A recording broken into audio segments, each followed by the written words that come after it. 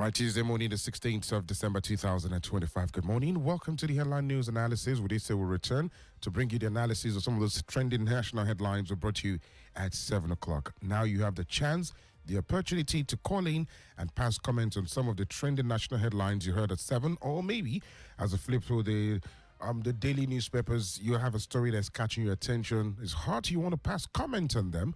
Please, you are free to do that. Flow FM has provided a platform for us to do that and then do away with side talks rather than we converge the conversation so it can get to the right appropriate authorities. Do that on the headline news analysis by calling 0807 777 9927 0807 777 It's a pleasure to bring you the headline news analysis this morning. I'm not alone as usual. The house is complete. Good morning to you, Danielle. Good morning to you, Dio. It's a pleasure to be here on the analysis this morning. Good morning to you, Nicholas. Good morning. How are you doing today? Fine. And how's your trip down here as well? Fine. May I ask, how was your trip back? Amazing. Oh, cool. Smooth as well. Thank you very much. Yeah. The views to be expressed is not in any way the position of Flow FM 92.7 or the staff therein, but is expressed by our in-house analyst, Nicholas Uwerunonye, and all the individuals who will call on the show this morning as well. We're also streaming live on YouTube and on Facebook at Flow FM 927, so you can get on any of these apps and get on live action happening in the studio right now. Let's get right into the conversation.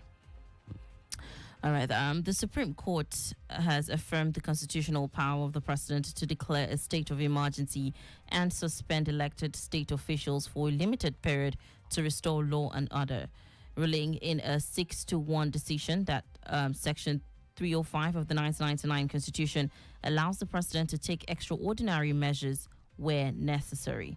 Now, the court struck out a suit filed by attorneys general of the several PDP-governed states challenging the emergency declaration in Rivers State, holding that it failed to establish a competent case while also dismissing the claims on their merits, despite a dissenting opinion which held that elected officials cannot be suspended under emergency powers.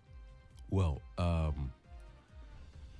with that single judgment, I think the Supreme Court has finally put clarity on the kind of federalism that we practice.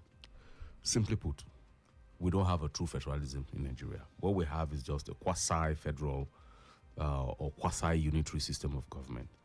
And, it is not peculiar to Nigeria, because while I was reading up on the judgment and I did a little bit of research online, I discovered that about 3 countries, practice that same kind of, Nigeria, India, and Pakistan. And these are 3 countries that were, legacies of colonial rule. Same colonial master, British. The British, yeah. The British. So, what it simply means is that, one simple question, whether we are in a true federalism or not, the answer is no. That is what the Supreme Court has simply stated with that judgment. What it simply means is that our federalism, favors a centralized unitary system of, that is a centralized form of government. That ensures unity. That is what our own federation is really all about.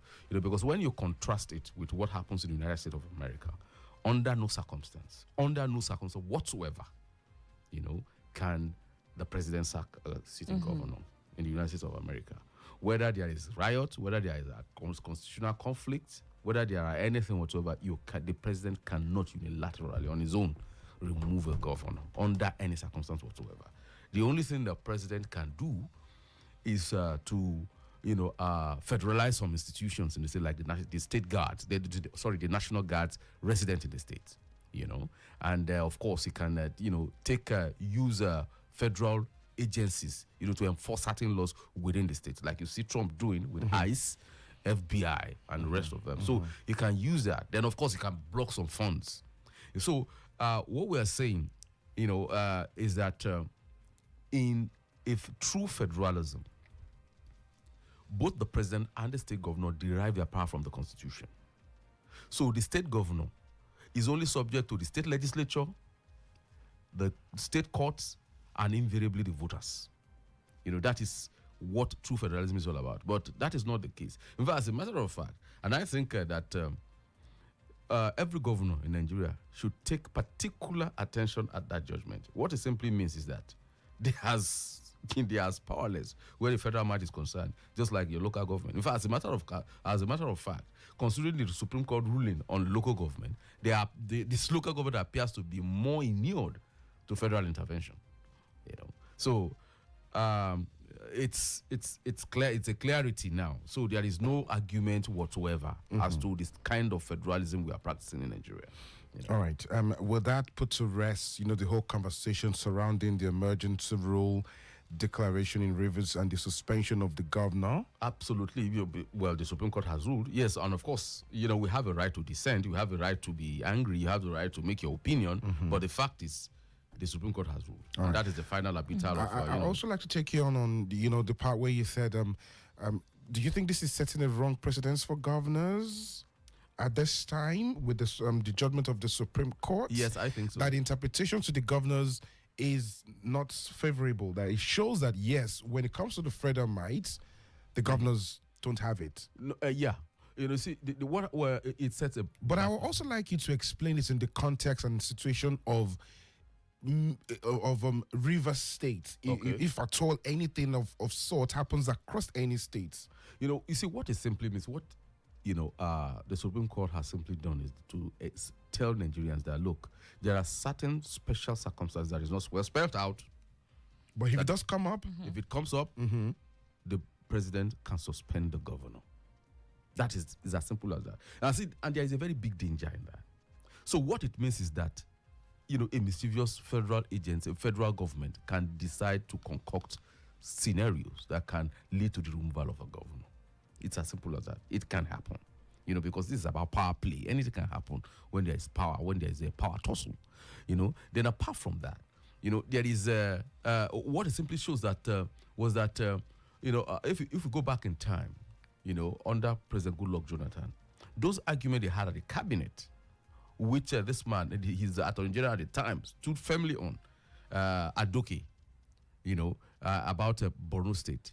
Actually, what it means is that Governor Goodluck Jonathan had the power to remove Shettima. You understand? So that is what the Supreme Court has said now, that he could have removed him if he wanted to remove him. So that's what it means.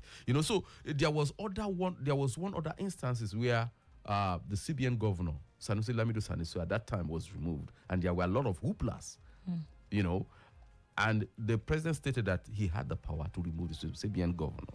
So that is what we are now talking about. What we are now saying is that, to a very large extent, the power of the Nigerian president is almost absolute in terms of who he can remove, who he can fire. Okay, for public knowledge now, if let's say the president doesn't have the powers like you painted of the United States, where the president had certain limitations as a president, but of course it can't still withhold some funds because I recall during the campaigns of President Trump, he was saying to a Democrat that a woman that where we'll see what happens to your certain funds. I'm not going to release certain funds to you then. In that light, in Nigeria, if the president lacks the power to remove a governor or an elected official, who then does have the power? What I'm saying is, in the situation of River State, if the president lacked the power to do it, how would he have gone to resolving the issue? It would have been so simple. Now, can he happen through the National Assembly? Wait. You see, look, we are looking at. You shouldn't look at removal of a governor as a holy grail of solving any problem. No. So what we're saying is that there are measures, too many measures to control a governor in a state. Number one, the state does not have state police. Let's not forget that. That is a legitimate use of force.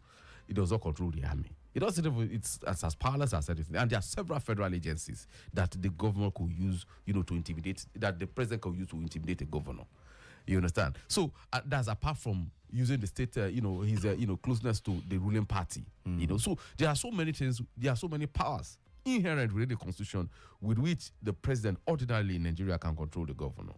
But you see, what they have done, what the Supreme Court has done, is to say that the federal government is the be-all and end-all. The president is the be-all and end-all where power is concerned in Nigeria. And for a country that is multi-ethnic, multi-religious like Nigeria, that is very, very dangerous. Because where it's like at some point, anyhow, a president will come from one section of the country.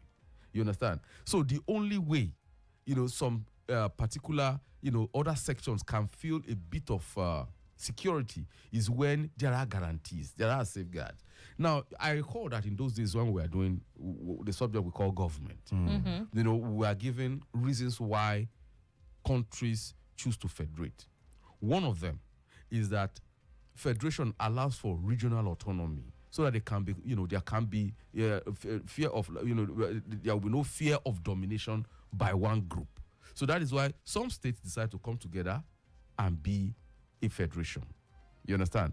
But, with this situation now, it removes that, it removes one of those key factors that made for federation to happen. And in a multi-ethnic, multi-dimensional, multi-religious country like Nigeria, the moment one president from a section of the country emerges, there is all fears, there is uncertainty. What if they decide to remove a governor of our choice? There's absolutely nothing we can do. That is what it means, So PDP criticizing what the Supreme Court's verdict means, of course, it is this fear that I'm talking about. That is what PDP is talking about. That what it simply means is that there is no such thing as opposition anymore. You understand? The opposition is meant, to have at least, a part of, maybe you can control some states, control some local government. But you see, if you now give this all sweeping powers to a federal government, you understand, it puts a lot of it puts a lot of worry, a lot of the opposition people. Right. Hello, let's take a call. Hello, good morning. Hello, good morning. Good morning. Good morning to you. Okay, this is Michael. Yes, please go ahead with your comment. So, on the Supreme Court issue, just like we said, we are saying that it has put a finality to the issue around the state of emergency. Yes, we can begin to pick holes here and there, but just like somebody said, no matter how bad the judgment is, it's a judgment and it means the law. Nigeria, yes, in constitution, say we operate in we do federalism, but we all know before now that we are not operating federalism. Just on the paper. We know before now. Now look at our police system. Look at the local government. Everybody knows. So I'm not surprised. It's only people that probably the politician that want to, when it favors them, of course, they will cry that federal system. We are not in the federal system. So it's better we even change that name in the constitution. Then going back to River State. What happened in River State is different, completely different from any other example I've been having in the country. Why am I saying this? We had a situation whereby, the legislative arm, when you ask the question about who can remove a governor, they are the ones that are supposed to pretend over that. But we have a situation whereby both the executive and the legislature, they are loggerheads, up to the extent that the judiciary, the third arm of government, the executive choose to obey the judgment of court that suits them. And openly, a governor says that he will pick, that he will not go for any kangaroo judgment. So he's picking, and he's picking the kind of judgment that he will pursue. So that's a rule for anarchy. So it's a different thing entirely. So are they being, maybe they follow the rules, and you hear a federal high court ruling, you follow it, the one that you don't, and you see clarity, and you are following it, things would have just normalized. But things never went that way. And the way things were going, of course, there will be room for anarchy. So we had the president that is a politician, and he needed to grab power. And he capitalized on that hold. And we are here, we are in this present situation we are now. So I think we all need to sit and really amend our constitution and tell ourselves the real truth. We are not in a federal system. Thank you. All right. Thank you, Michael. I was just going to ask, before you comment, I was going to ask, now that the Supreme Court has made that, judgment, is, of course, to knowledge and to the layman on the street, the Supreme Court is the apex as a final of any, court. Except to take it to God. That's as we're taught in the classroom.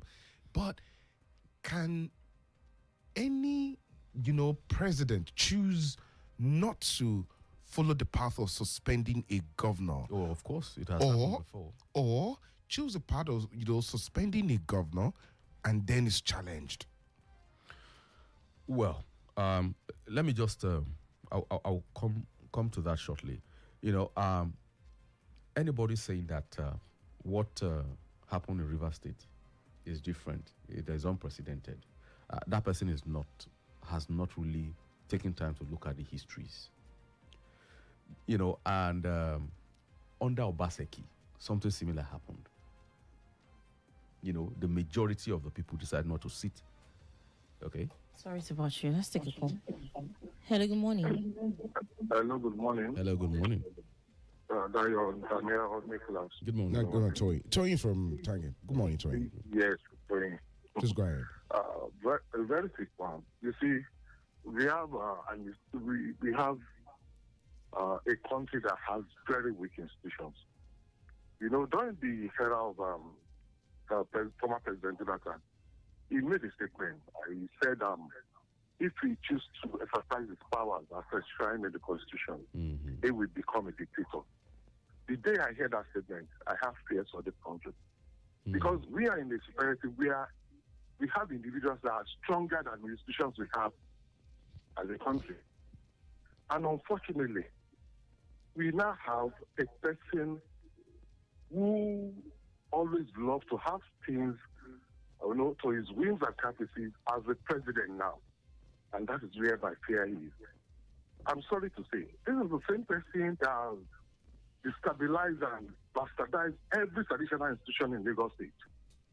It is about to happen in Ogun State. You can see the way and manner the first lady behaved in Osun State the other day. You can see the way and manner the daughter. I've never heard it before. But under him now, we have one Iyaloja general who left a seat in Lagos State to go and control a Iyaloja in Edo State. I'm sorry to say, that is the family we have as the head of the governance in Nigeria. So what do you expect? They will bastardize every institution that we have. They have to comply to what he wants and the way he wants to do it. And that is very dangerous for our democracy. This is what he claims to have labored for. And the same institution is destabilizing bit by bit. There is a fear for this country in the long run. Because there's Nigeria. All right, Tony. Thank you so very much. And then let's take into account the explanation given by Michael, the analysis, the situation that happened in Rivers. If it can happen in another state, what do you think a president should do in that instance? Like we have said on this platform on several occasions, there was absolutely no need, to suspend the governor. Or the president needs to do. The three arms of government were in disagreement in Rivers State. Wait. You see, what we are saying is this. Now, he said that I gave a precedent that happened in Edo State. In Edo State, where the president decided to, the governor decided to obey a fewer numbers of legislators, and heaven did not fall. The man ran the full course of his own, or whatever. Did they form a quorum? Of course, they didn't form a quorum. We are talking of about 7 to 14 or thereabout. That was what happened. So they didn't form a quorum. Yeah. So if they didn't form a quorum, then they didn't. They didn't. Why would that stand? But you see, the point is, what happened was he looked at the technicalities that 7 and the others were absent. What does a quorum mean? It simply means that those who were available, who have been sworn in, if they form from a certain number, that was what he did. So he just explored the technicality and he continued ruling. You understand? So, but what I said, what I am maintaining is that the situation in Rivers State was not as advertised, as bad as it was advertised. You understand? It was not as bad as it was advertised by a lot of people who wanted the president to take over. You understand? Then we are talking about one of the planks upon which they hung the emergency rule thing was that the legislative house complex was burnt down. At the time the emergency was on, it was 80% completed. Then there was a blowout on the river, in the oil pipeline. That was what the president said.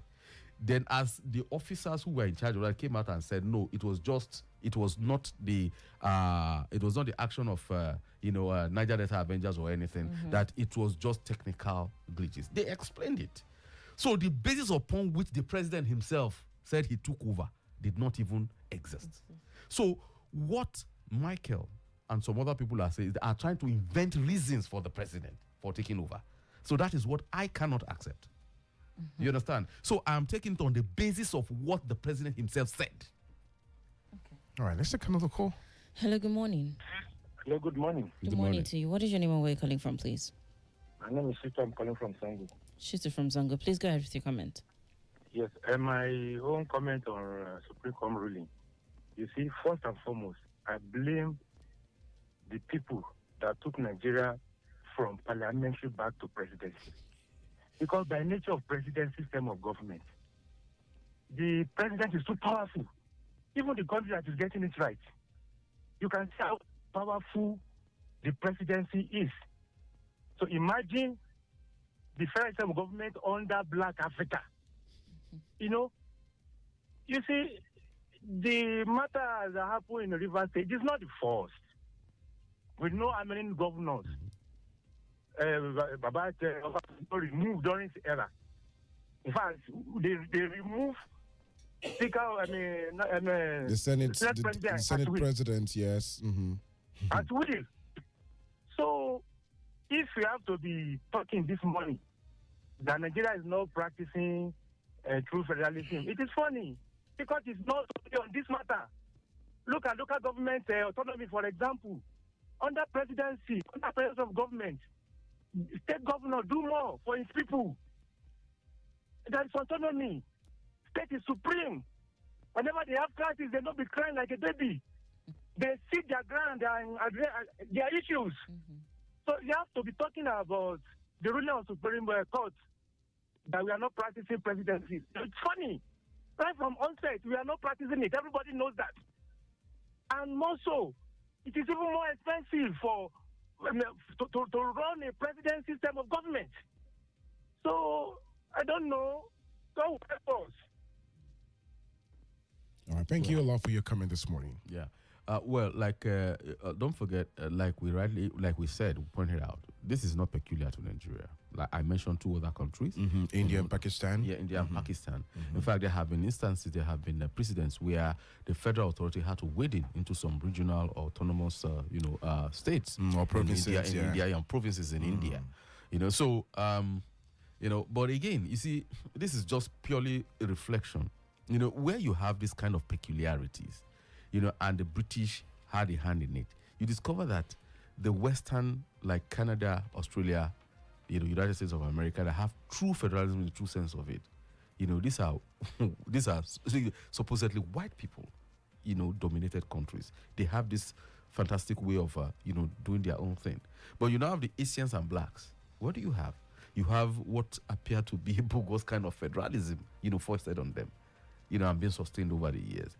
So again, it makes me wonder, whether there is not a bit of racism involved in some of this thing, So, but that is just that's just my thought, But like we rightly said, like we have been saying that we have been arguing for a very, very long time. In fact, it was one of the bases of the Nadeko fight in those days, and the issue of a true federalism, fiscal autonomy, and the rest of them. So now we know exactly where we are. So all this talk about constitutional amendments, review our constitution and things like that, these are part of the things that I think should be thrown up and for people to discuss and proper ratification made. And that's why we have the headline news analysis, a platform like this for us to talk about everything and anything, as long as it's to push the country forward and to move the country and unite the people.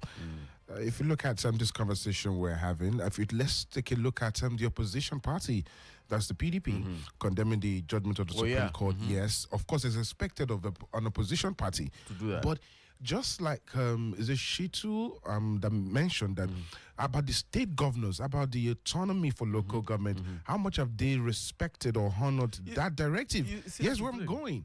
Now, it does look like the president enjoys at the presidency, they enjoy their own level. At this state level, the governors enjoy theirs. Then they live in the local governments Absolutely. at the mercy of the people. You see, these are some of the incongruities we are talking about. You cannot continue. The Supreme Court has ruled that, it's a 3-tier of government. So their money must be paid directly to them. You understand? But how have they obeyed this? They've obeyed it in breaches. The state government have been bringing up a lot of reasons why they can't do that. So why wasn't a state of emergency declared? Because that is an arm of government that was suspended. What about a local government chairman? Does the governor have the power to remove a local government chairman? No, the Supreme Court has. But haven't we seen situations like that happen before in Nigeria? Until the Supreme Court ruled, that was the norm. But ever since the Supreme Court made that judgment, we haven't seen that happen again. So what simply happened was that. So how come there is what they call the transitional? The tenors and the sack of local government chairman. That was explained to the people before the Supreme Court rule. That was when we have the TIC thing. So immediately the Supreme Court rule. So you see a lot of governors, stampeding into doing a local government elections. Local government elections. Just installing stooges all over the places. Are we truly practicing? That is not democracy that is not, and respecting the Constitution at all? At all. Not at all. Not at all. No.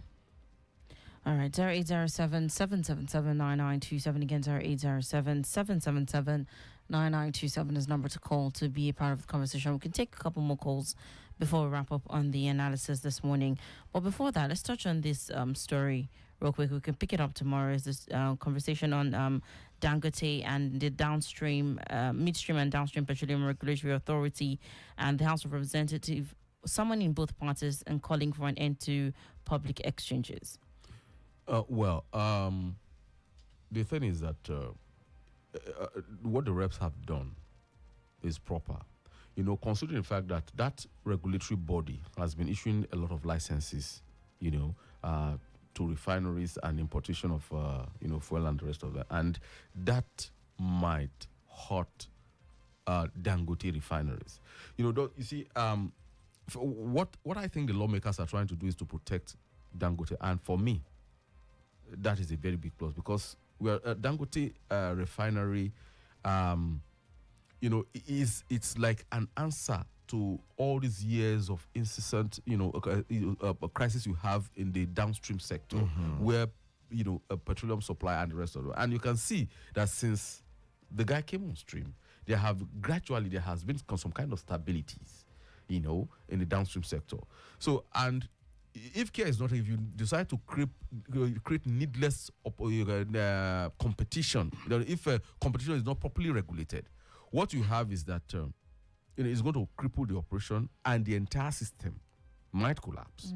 So, they're trying to bring them, don't forget that when we had this issue with Pengerson, the same effort was made.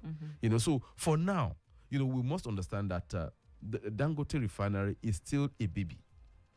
It still need to be protected. It's still vulnerable, very, very vulnerable. You understand? So, it's very vulnerable, but equally tied to the economic nerve of the country. You understand? And don't forget that it's a source of forex earning, for the country. You understand? Because it exports fuel now to some African countries. So that kind of an institution must not be allowed to totter. Right. Okay, then. Our time is fast spent, but let's have your closing thoughts as we wrap up on the analysis this morning. Yeah, my closing thought is essentially on this this issue of federalism. Since it has been put to rest now, the question is, what do we now do about what we now have? This is what the law now says about our federalism, that we don't have a federalism. So what we have is just a quasi-federal country that we are running. So what do we do? How do we move from there? That is just the thoughts agitating my mind. All right. The views expressed is not in any way the position of Flow FM 92.7 or the staff therein, but is expressed by our in-house analyst, Nicholas Uwerunonye, and the individuals who called on the show this morning. Thank you for joining us on the analysis. We'll be back to your ears tomorrow, God willing, from 8 o'clock to 8:30. I'm Danielle Shitta-Bey. And I am Adeyemi. Good morning. For quite a sky, Flow FM they play, I no go lie. Your ways they move to the reading my supply. Be sweet. for body, or more, I know 59. Turn me on with the melody. Flow FM, you be remedy. No station fee compete, you be energy when the DJ drop. I'm the internet. Flow it up, flow it up. You loading, no they stop. Never stop. 92.7, turn it up. Light it up. Flow FM, baby, body non-stop. Boy, you sweet like we can groove. Flow FM, they play, I like your move. Give it like say you sabi every tune. From a day wale to so be moon. Hey, Flow FM in the mix tonight. hey, Flow FM in the mix tonight. Flow FM 92, we the rule the night. Hey, Flow FM, we the rule tonight. Flow FM 92, we the rule the night. Flow it down, flow it down. Glory, no they stop. Never stop. We're going like we turn it up. Light it up. Flow FM, baby, body non-stop. Never stop.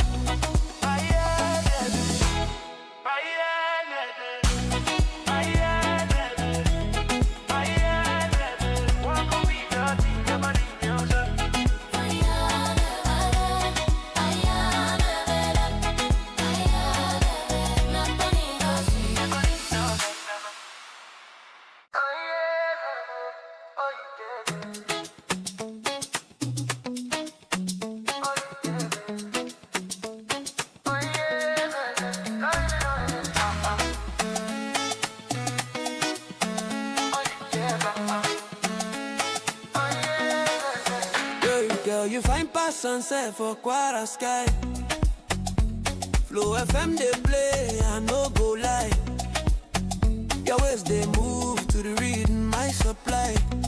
Be sweet for body, or more, I know 59. Turn me on with the melody. Flow FM, you be remedy. No station fee compete, you be energy when the DJ drop. I'm the internet. Flow it up, flow it up. You loading, no they stop. Never stop. 92.7, turn it up. Light it up. Flow FM, baby, body non-stop. Boy, you sweet like we can.